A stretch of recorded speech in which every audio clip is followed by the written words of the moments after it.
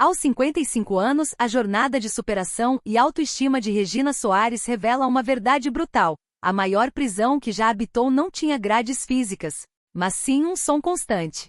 Por décadas, ela carregou o peso de uma crítica constante e do abuso verbal que se transformou em um limite autoimposto, definindo cada passo de sua vida. Neste vídeo emocionante e profundamente inspirador, Regina conta como a voz de um passado doloroso, a voz de Maurício, ecoava em sua mente, repetindo o veredito cruel de que o seu valor era zero. Ela vivia na sombra desse desdém, sentindo-se funcional para o mundo, mas internamente esgotada, drenada pela luta incessante contra a desqualificação. Era mais fácil aceitar o rótulo de nada do que ter a resiliência de lutar para provar que era algo. Mas o esgotamento trouxe paradoxalmente a clareza. Regina percebeu que estava vivendo uma vida ditada pela covardia alheia. O ponto de virada para a maturidade não foi lutar de volta, mas sim um ato silencioso de autopreservação, a recusa em reagir às ofensas. A coragem, ela aprendeu, não grita como medo, ela sussurra com a convicção tranquila de quem sabe o próprio valor. Assista a história completa de Regina Soares para entender como ela construiu um futuro onde sua identidade não é mais negociável. Ela não apagou o passado, mas sim construiu um silêncio poderoso onde a voz que a chamava de nada já não tem autoridade. Se você também está cansado de ser definido pelas vozes que te diminuem, descubra como Regina finalmente ouviu o sussurro que a guia. Prepare-se para se inspirar e silenciar o desdém na sua própria vida. Deixe seu like se essa história ressoou com você. Seta preta para a direita e inscreva-se no canal para mais histórias de superação feminina e transformação pessoal. Como superar abuso verbal, superação aos 55 anos, vida após os 50, como aumentar a autoestima, a voz que me chamava de nada. Mulher de 55 anos, autoestima depois dos 50, depoimento de superação, como ignorar ofensas, sair da prisão mental. Regina Soares, história de superação, encontrar a própria coragem, superar críticas constantes, empoderamento feminino, como calar o crítico interno. Testemunho inspirador, desenvolvimento pessoal, histórias de superação, abuso verbal, autoestima. Superação, empoderamento feminino, coragem, autoconhecimento, Regina Soares, 55 anos, vida depois dos 50, críticas, como dar a volta por cima. Inspiração. Por décadas ela habitou uma prisão que não era feita de grades, mas de ecos. A cela era a própria mente e o carcereiro, uma voz. Uma voz constante, interna e externa, que tinha apenas uma palavra para descrevê-la, nada. Essa desqualificação foi um manto pesado, um uniforme de invisibilidade usado por mais da metade da vida adulta. Para o mundo, ela era funcional. Internamente estava exaurida pelo esforço incessante de carregar o peso de um valor zero autoimposto. Tornou-se mais fácil aceitar o rótulo cruel do que lutar para provar que era algo. O limite não foi alcançado por um trauma, mas pelo esgotamento. O cansaço extremo, paradoxalmente, gerou uma clareza afiada. Ela estava vivendo uma vida ditada pela covardia dos outros. O ponto de virada não exigiu confrontos dramáticos ou vingança. Exigiu simples, porém monumental, ato de recusa. Recusar a reação. Decidir que a ofensa não seria mais acolhida, não como um gesto de perdão, mas como a suprema autopreservação. A coragem não tem o volume da raiva ou do medo. Ela sussurra com a convicção tranquila de quem finalmente reconhece o próprio valor. E hoje, esse sussurro é o único som que importa. A voz do desdém ainda tenta invadir o espaço, mas encontra apenas o vazio que ela mesma criou. Perdeu sua ressonância. Perdeu sua autoridade. Uma mulher de meia-idade descobre que a jornada não é apagar o passado, mas construir um futuro onde sua identidade não é mais negociável. Neste silêncio construído, ela é quem finalmente define quem é. E ela é tudo, menos o que disseram que era. Eu sou Regina Soares, de 55 anos.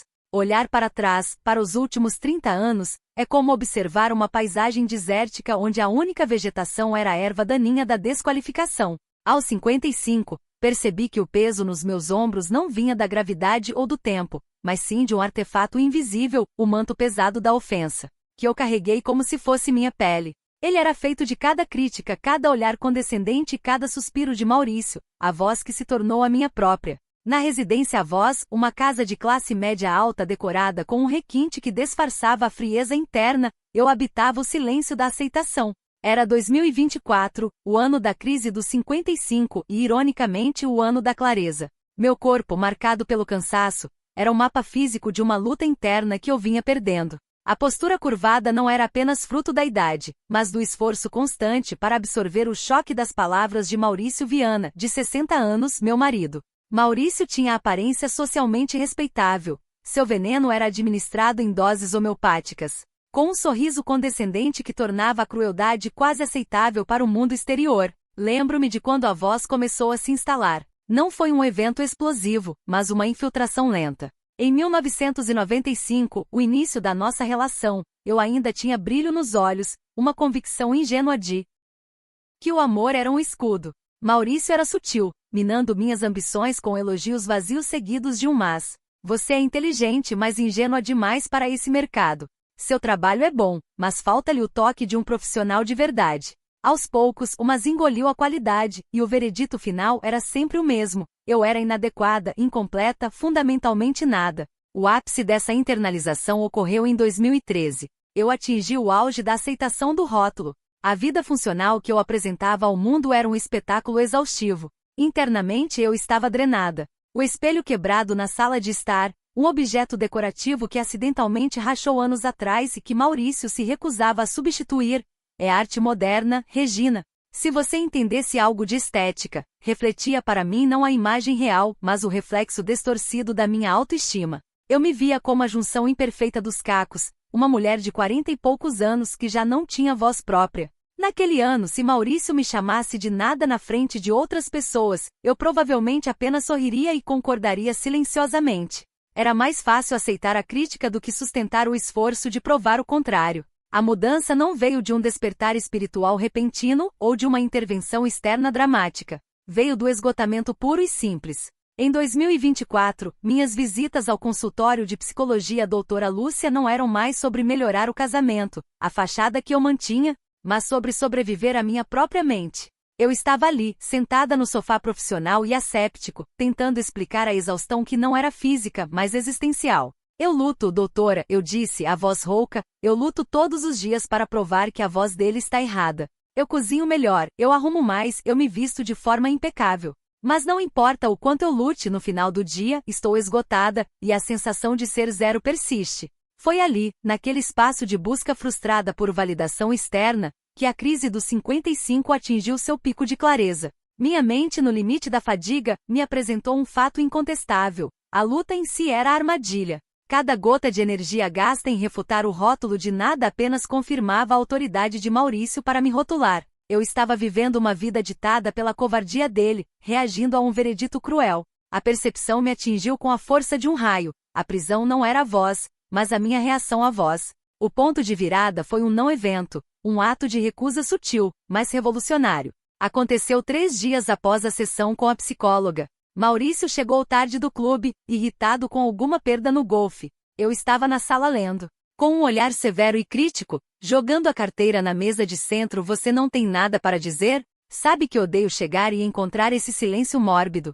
É típico de pessoas sem conteúdo, que não tem nada a oferecer além de uma presença vaga. Eu ergui os olhos.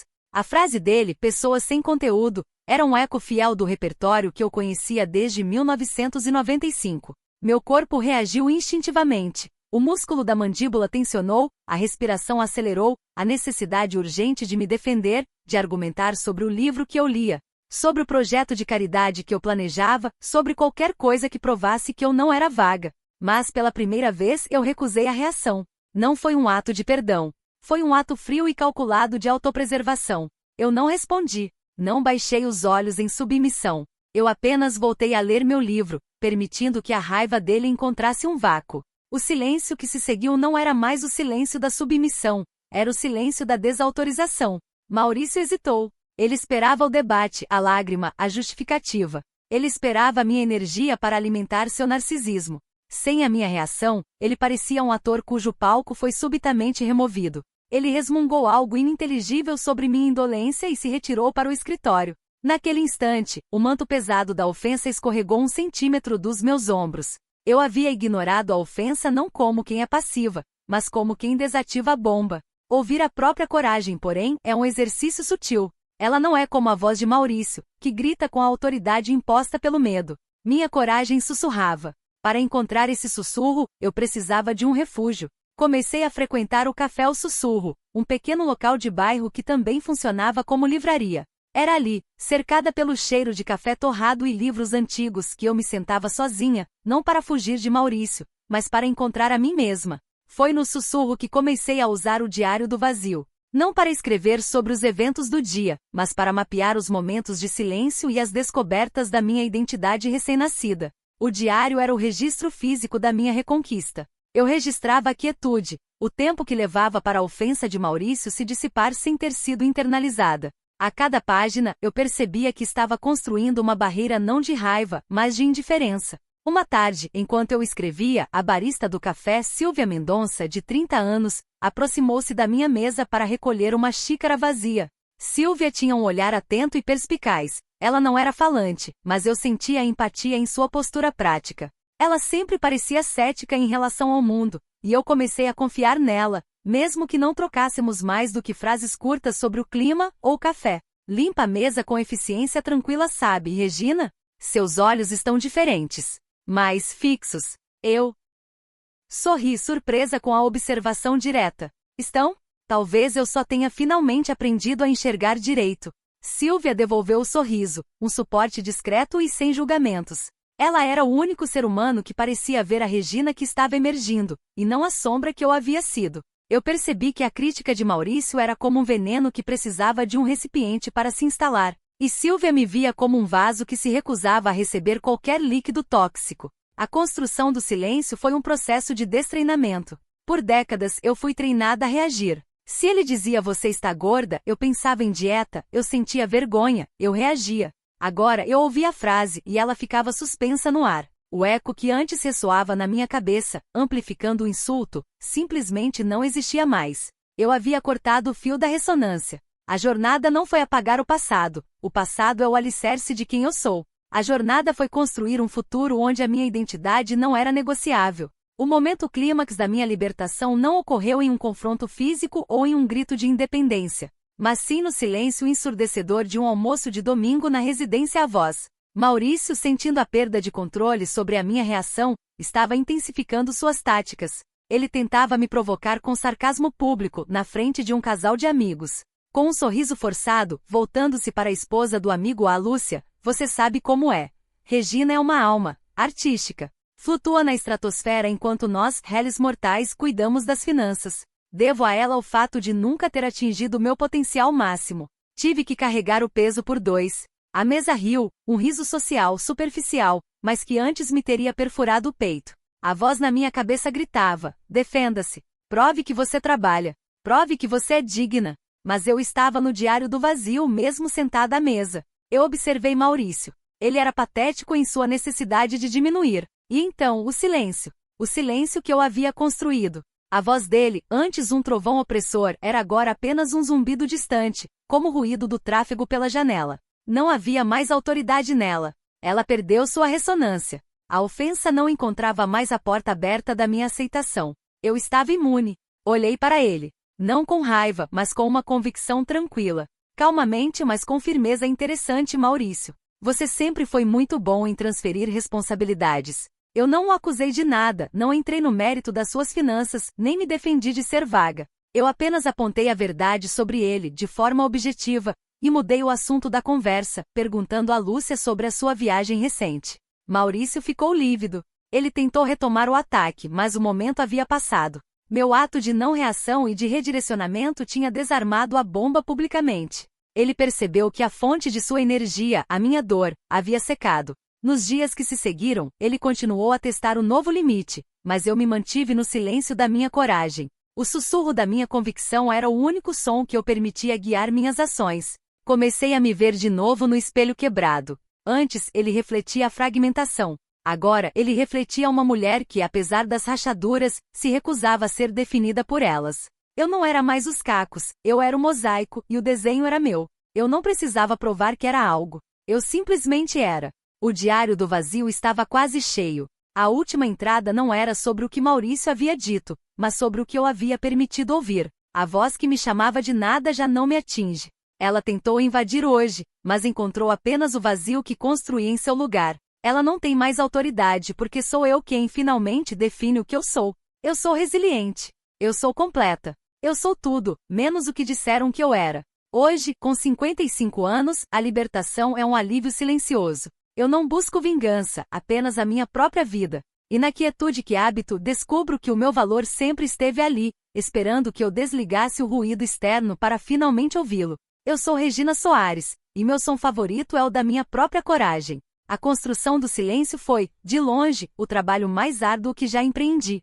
Não era um silêncio passivo, o vácuo da submissão que Maurício tanto apreciava. Este novo silêncio era uma muralha, erguida tijolo por tijolo com a argamassa da indiferença calculada. Eu havia percebido que a voz opressora dele não era inerentemente poderosa. Ela só obtinha sua força através de um fenômeno que eu chamava mentalmente de ressonância interna. Quando Maurício disparava o rótulo incapaz, desnecessária, nada, meu cérebro imediatamente fornecia o eco amplificado, repetindo a ofensa e anexando a ela uma emoção: vergonha, culpa, desespero. A ofensa era a flecha, mas a ressonância interna era o alvo que se movia para encontrá-la. O ponto de virada, aquele simples ato de recusa, ensinou-me a recusar o alvo. O meu novo cotidiano na residência avós era uma performance silenciosa de desmantelamento. Maurício sentia a mudança. O ar que antes era denso de crítica e minha subsequente ansiedade, agora era simplesmente ar. Frio para ele, libertador para mim.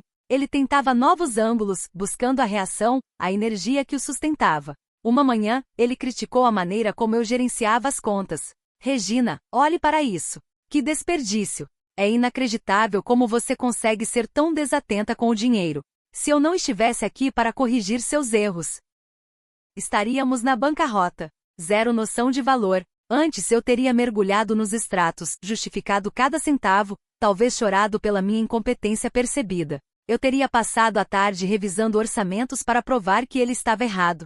Desta vez eu estava tomando meu café na cozinha, olhando pela janela para o jardim que eu havia plantado. Mantendo a voz neutra, sem ironia ou defesa se isso a incomoda, Maurício, sinta-se à vontade para assumir a gestão. Eu confio na sua capacidade. E continuei bebendo meu café. O silêncio dele foi imediato, interrompido apenas pelo estalo da porta da geladeira ao ser fechada. Ele queria a disputa, o drama do herói que precisa resgatar a coitada. Eu lhe dei a única coisa que o desarmava: permissão para ser ele mesmo, sem a minha participação. Eu retirei meu papel de vítima. Ele não assumiu as contas.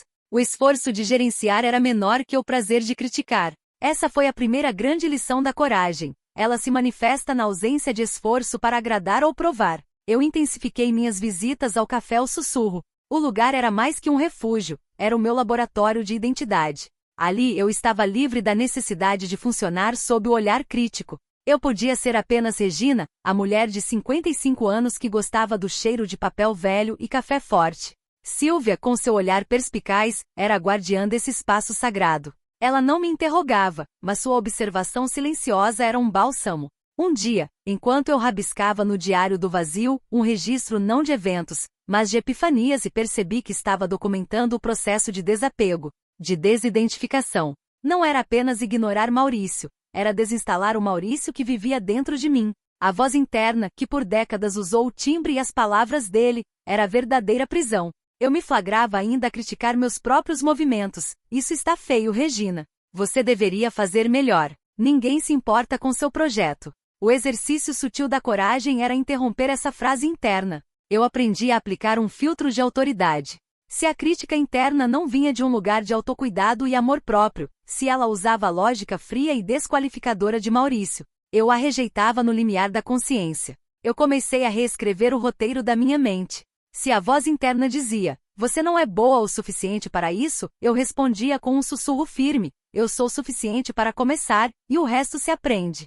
Essa internalização da coragem era o oposto do manto pesado da ofensa. O manto era pesado porque me obrigava a reagir. A coragem era leve porque me permitia ser, sem justificativas. O diário do vazio estava enchendo-se com esses sussurros. Eu estava substituindo o medo pelo fato. O fato era, eu estava respirando, eu estava aprendendo, eu estava existindo. Meu valor não era uma nota a ser atribuída por Maurício, era uma condição inata. A convivência em casa, no entanto, tornava-se cada vez mais tensa. A ausência da minha reação estava drenando Maurício. Seu narcisismo, privado de seu suprimento, começou a mostrar fissuras. Ele ficava mais explosivo, menos cirúrgico nas ofensas. Ele tentou uma tática nova, mais desesperada, a desqualificação pública em um contexto profissional, algo que ele sabia que me atingiria, pois tocava na minha tentativa fracassada, segundo ele, de ter uma carreira no passado. Maurício estava organizando um jantar de negócios importante na residência Avós.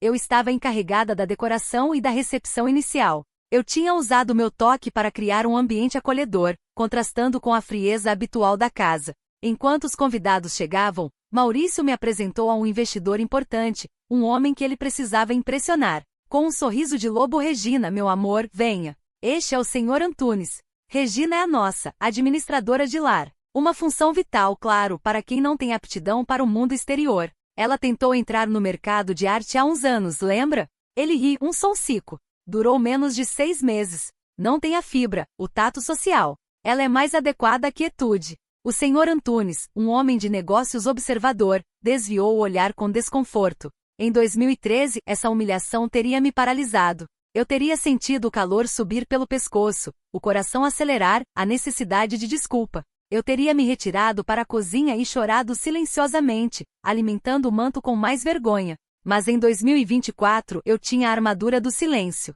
A frase "não tenha fibra" tocou em mim como uma piada sem graça. Eu olhei diretamente para Maurício. Ele estava esperando a minha murcha, o meu recuo. Completamente calma, sorrindo gentilmente para o Sr. Antunes: é um prazer, Sr. Maurício tem razão. Fui administradora de arte por um breve período. Mas aprendi rapidamente que a gestão de relacionamentos é a minha verdadeira paixão. E em se tratando de Maurício, isso já é uma carreira em tempo integral. A frase não era uma defesa, mas uma afirmação. E mais importante, ela sutilmente colocava Maurício no centro da piada. Ele não era mais o juiz, ele era o objeto da minha gestão. Maurício não soube reagir. Seu sorriso vacilou, transformando-se em uma careta tensa. Ele pigarreou, tentando retomar o controle da narrativa. Rígido sim, bem.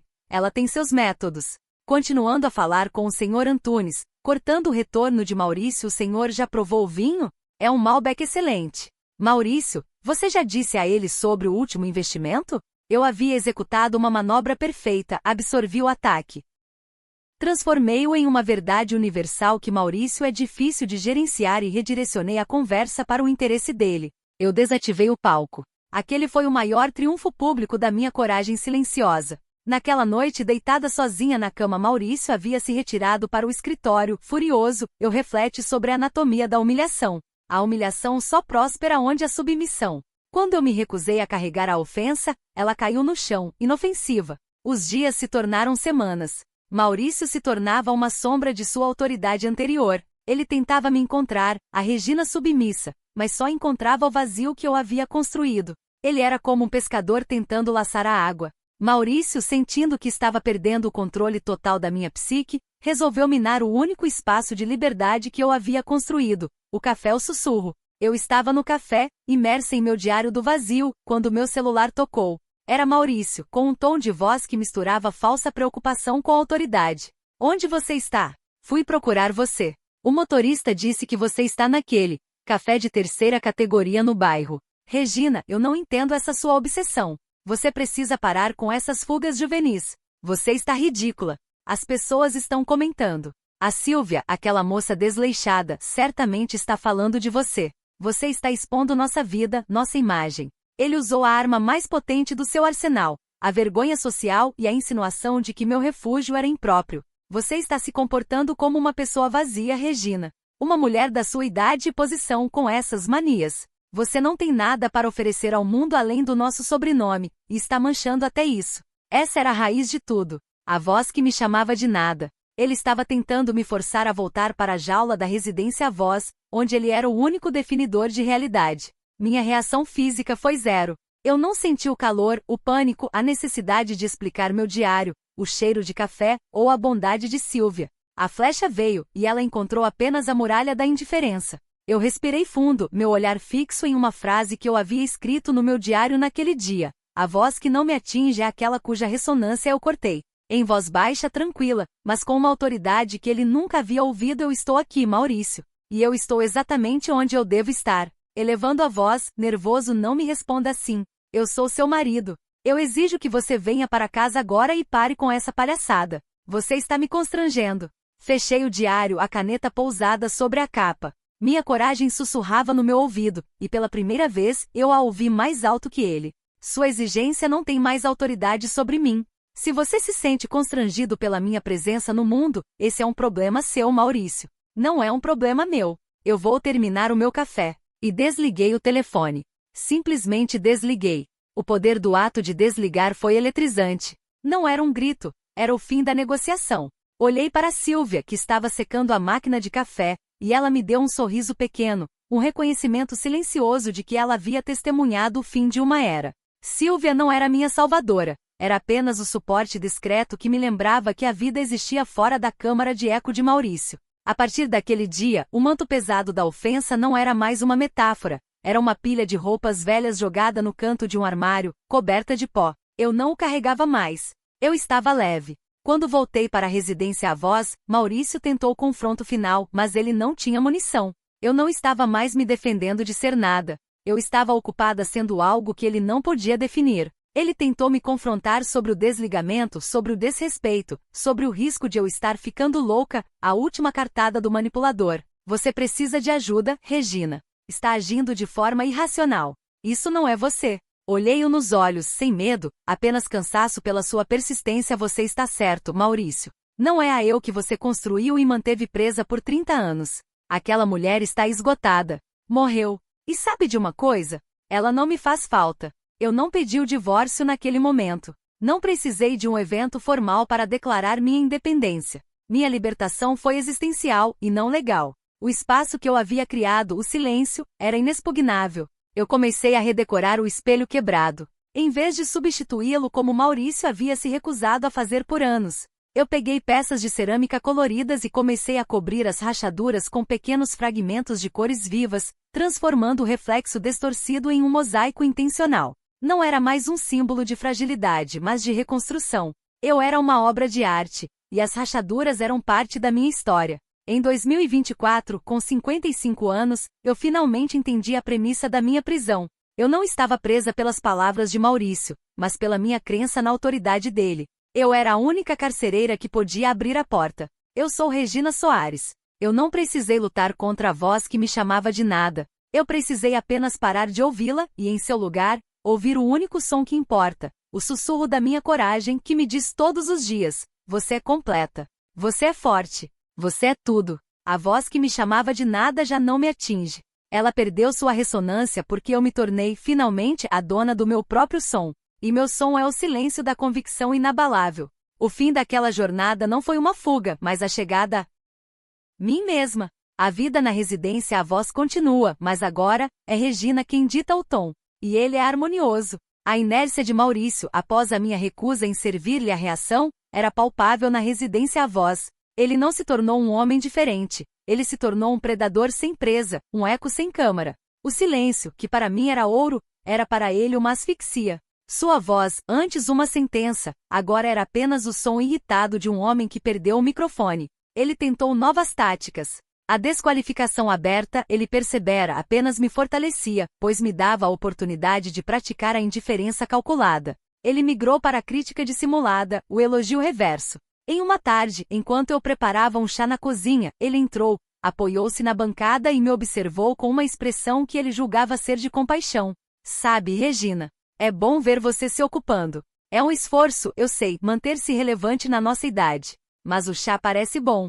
Peguei a xícara, sem olhá-lo, focada na temperatura da água. Obrigada. Você não deveria se desgastar tanto. Deixe que a Silvia cuide dessas coisas menores. Ela é paga para isso. Você deveria focar em atividades que lhe tragam mais status. Afinal, a imagem é tudo. A mensagem era clara. Seu esforço não valia nada, e você só tem valor social através de mim. Em 2013, eu teria largado a xícara, ferida pela sugestão de que eu era inútil e que minha única função era a representação. Eu teria lutado para provar que a minha mente ainda era capaz, talvez citando um livro que eu estava lendo, ou um projeto que eu sonhava em começar. Mas a coragem, agora meu guia interno, me ensinou que eu não devia provar nada para quem se nutria da minha insegurança. O valor não se prova, o valor se manifesta. Calmamente, oferecendo-lhe a xícara sem expressar expectativa de que ele a pegasse. Se você se sente mais confortável com Silvia no controle da casa. Essa é uma decisão que podemos tomar. Mas eu gosto de fazer meu próprio chá.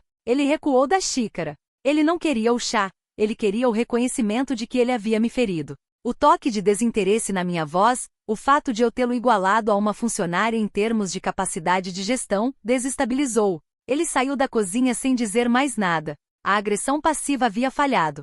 O diário do vazio, agora quase cheio, não continha mais lamúrias, mas sim a transcrição desses pequenos triunfos, desses atos de soberania silenciosa. Eu o chamava de diário do vazio porque era o registro de tudo que eu havia esvaziado de autoridade externa em minha vida. A cada página, menos Maurício, mais Regina. Eu estava aprendendo a distinguir a voz da crítica construtiva que é rara e vem de um lugar de amor próprio da crítica destrutiva que usa o tom de Maurício, frio definitivo, desqualificador. Se eu cometia um erro, derrubava um copo, esquecia um compromisso, a voz interna tentava ressurgir. Seu zero à esquerda, como você pode ser tão desatenta? Maurício tinha razão. Meu sussurro treinado intervinha instantaneamente, alto. Isso não é verdade. Eu derrubei um copo. Um erro não define meu valor. Limpe e siga em frente. Essa autocorreção não era um diálogo de autoajuda forçado. Era a linguagem do respeito próprio que eu havia negligenciado por 30 anos. Era a coragem falando de forma prática, resolvendo o problema e não a identidade. Minhas visitas ao café ao sussurro se tornaram menos uma fuga e mais uma celebração. Eu já não precisava do refúgio para me blindar, eu o buscava para me nutrir. Um dia Silvia, que sempre foi discreta, rompeu seu silêncio funcional. Eu estava lendo um livro de arquitetura que eu admirava, um gênero que Maurício ridicularizava por considerá-lo intelectualismo barato. Colocando meu expresso na mesa, a voz baixa Regina, se me permite.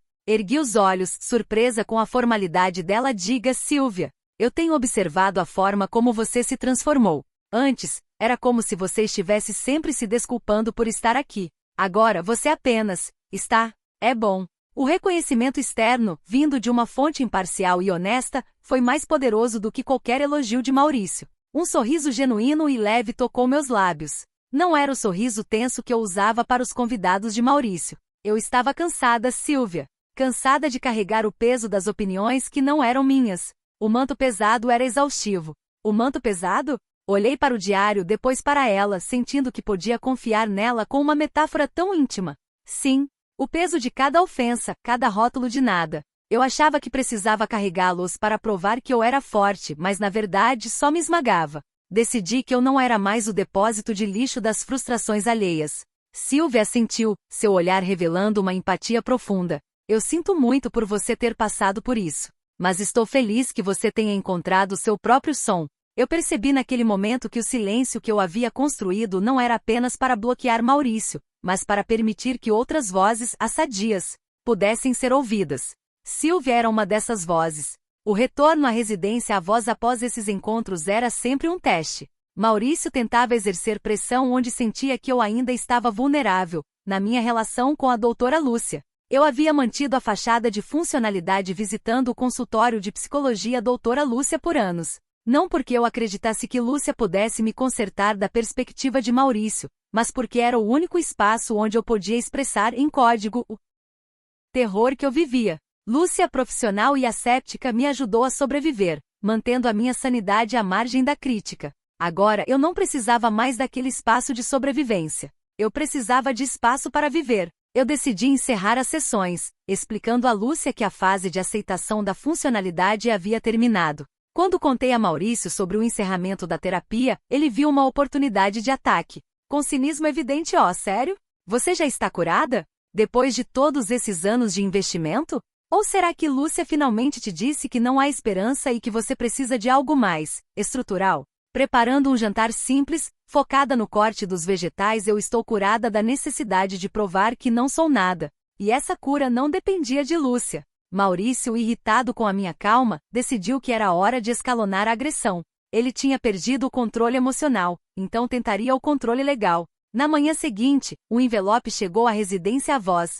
Era um aviso formal, um pedido de Maurício, através de seus advogados, para que eu fosse submetida a uma avaliação psiquiátrica completa, sob a alegação de instabilidade emocional repentina e comportamento arriscado que compromete o patrimônio familiar. A anexação citava minha fuga constante para o café ao sussurro e o encerramento abrupto da terapia com Lúcia como provas de uma crise nervosa. Isso era o auge do seu desespero narcisista.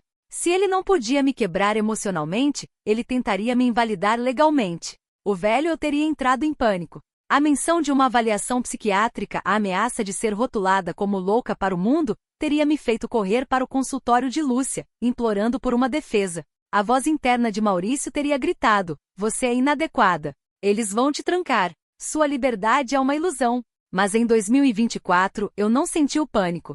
Senti apenas uma exaustão tranquila da sua previsibilidade. Ele estava jogando as últimas cartas de um baralho viciado. Eu peguei o envelope e fui para o jardim. O sol da manhã aquecia minhas costas. Eu não li o conteúdo novamente. Eu senti o peso da ameaça em minhas mãos. Para mim mesma, meu sussurro firme e audível no silêncio da manhã: eu sou sã. Minha sanidade está na minha recusa em me conformar à sua insanidade.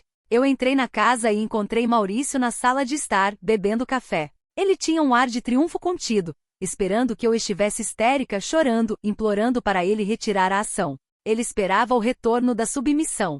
Com sua voz mais suave e condescendente, o predador fingindo preocupação: "Você recebeu o documento, querida? Eu fiz isso para o seu próprio bem. Eu não quero que você se machuque. Precisamos de um diagnóstico, de um laudo que mostre que você está fora de si. Podemos dizer que é estresse. Manteremos a fachada." Ele estava me oferecendo uma saída humilhante, a aceitação pública de que eu estava doente em troca da retirada da ameaça legal. Ele queria que eu trocasse a minha coragem recém-descoberta por uma licença médica para ser insignificante. Eu me sentei na poltrona à sua frente, o envelope ainda na mão. Eu o encarei, não com raiva, mas com uma clareza cristalina. "Eu não estou doente. Eu estou curada de você." Rindo forçado: "Não seja dramática, Regina. Você está entrando em negação.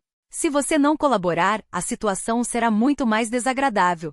Pense na sua reputação." Coloquei o envelope sobre a mesa de centro. Foi um ato de soltura. Minha reputação é o preço que eu estou disposta a pagar pela minha integridade. Você pode contratar quantos psiquiatras quiser. Eles vão me examinar e eles verão exatamente o que Lúcia já percebeu, que eu passei 30 anos tentando me adaptar a um ambiente que era fundamentalmente destrutivo. E agora eu não estou mais tentando. A intensidade do momento não estava na minha voz, mas na minha total falta de medo. Eu havia desarmado a bomba. Se a voz que me chamava de nada era sua única arma, ele havia atirado no vazio. Continuando, a voz cheia de convicção silenciosa: "Você me chamou de desnecessária, de incapaz, de zero." Eu absorvi isso como meu valor. Eu aceitei o manto pesado da ofensa. Mas eu o soltei. Ele não me serve mais. Seu rosto perdendo a cor, sua voz ficando aguda de incredulidade: "O que você está dizendo? Que tipo de absurdo?" Eu cortei. "Algo que eu nunca ousaria fazer antes. Estou dizendo que a ressonância acabou. Sua voz não encontra mais eco em mim. Você não me atinge porque você não é mais a autoridade da minha realidade." Aquele foi o verdadeiro ponto de virada, a declaração de guerra silenciosa. O rosto de Maurício era a imagem do poder esfarelado. Ele percebeu finalmente que eu não estava apenas ignorando, eu estava desinstalando. Ele se levantou, cambaleante. Ele não teve resposta, porque não havia uma disputa para ele vencer. Ele se retirou para o escritório, batendo a porta com força. Eu sabia que ele tentaria prosseguir com a avaliação, mas eu estava preparada. Eu não lutaria contra ele, eu apenas mostraria ao mundo a minha calma recém-adquirida, deixando que a sua fúria descontrolada provasse quem era um instável. Dias depois, a primeira sessão de avaliação ocorreu. Eu estava no consultório de psicologia, não mais como paciente secreta, mas como uma mulher que apresentava os fatos de sua vida. Eu não precisei defender minhas visitas ao café ao sussurro nem justificar o meu diário do vazio. Eu simplesmente contei minha história com neutralidade, como se estivesse narrando a vida de outra pessoa. Para a psiquiatra, uma mulher jovem e clínica, eu vivia sob uma crítica constante. Doutora, o objetivo não era me melhorar, mas me diminuir. Eu adotei a voz dele como a minha verdade. O esgotamento veio quando percebi que era mais fácil ser nada do que lutar para provar que era algo. A virada ocorreu quando decidi que a luta era desnecessária. Eu apenas parei de lutar. E o que aconteceu quando você parou de lutar, Regina? Um sorriso discreto, a voz dele perdeu sua força. O som dele se tornou um zumbido distante. O silêncio que eu encontrei é a prova da minha sanidade. Não é a ausência de emoção, é a ausência de reação destrutiva. A psiquiatra, após a avaliação inicial, observou Maurício, que insistia em acompanhar de longe, esperando um relatório de crise, e depois me observou. Ela viu a postura ereta, os olhos claros. Ela viu a tranquilidade no lugar onde Maurício esperava encontrar histeria. O laudo preliminar foi neutro e profissional, mas fundamentalmente destrutivo para a narrativa de Maurício. Concluiu que eu apresentava elevado grau de resiliência e um processo saudável de individualização tardia. Não havia crise. Havia libertação. Maurício retirou a ação, não por remorso, mas por vergonha. A crítica dele, exposta à luz pública e médica, não era sobre o meu defeito, mas sobre o seu controle falho. A vida na residência avós continuou, mas o ambiente havia se reconfigurado. Eu me movia pela casa como uma dona, não mais como uma inquilina assustada. O espelho quebrado finalmente estava completo. Eu havia terminado o mosaico, cobrindo cada rachadura com peças de cerâmica azul turquesa, verde esmeralda e ouro velho. Não era mais um objeto quebrado a ser evitado, mas uma peça de arte que celebrava a fragmentação e a reconstrução. Quando eu me olhava nele, o reflexo era composto de milhares de pedaços coloridos, mas o conjunto era coerente e brilhante. Eu me via, não apesar das rachaduras, mas por causa delas. A metáfora do manto pesado da ofensa também alcançou seu fim literal. Eu havia limpado o armário, reorganizado minhas roupas. Eu tirei um velho casaco pesado, simbolicamente associado aos anos de crítica, e o doei. Não havia mais espaço para o peso físico ou emocional. A coragem era leve, e a minha nova vida era definida por essa leveza. Eu continuei visitando o café O Sussurro, não por necessidade, mas por escolha. Era lá, naquele espaço de liberdade autodefinida, que eu voltava ao diário do vazio. Na última página, eu escrevi minha conclusão. Eu sou Regina. Tenho 55 anos. E a voz que me definia como nada era a voz do medo dele, não a minha verdade. Ele precisava que eu fosse nada para que ele pudesse ser tudo. A coragem não foi gritar de volta. A coragem foi construir um silêncio tão completo que a ofensa, ao invadir, não encontrou nada para se agarrar. Ela perdeu sua ressonância porque eu cortei o fio que a ligava à minha identidade. Hoje sou a arquiteta do meu próprio som. E o que eu ouço é a convicção tranquila de quem sabe o próprio valor. A voz que me chamava de nada já não me atinge. E eu sou, finalmente, tudo o que eu sempre soube que poderia ser. O passado não se apagou, mas foi transformado. O futuro é o meu silêncio, onde a única voz que manda é a minha. Deixe seu gostei e garanta sua vaga. Inscreva-se para o próximo.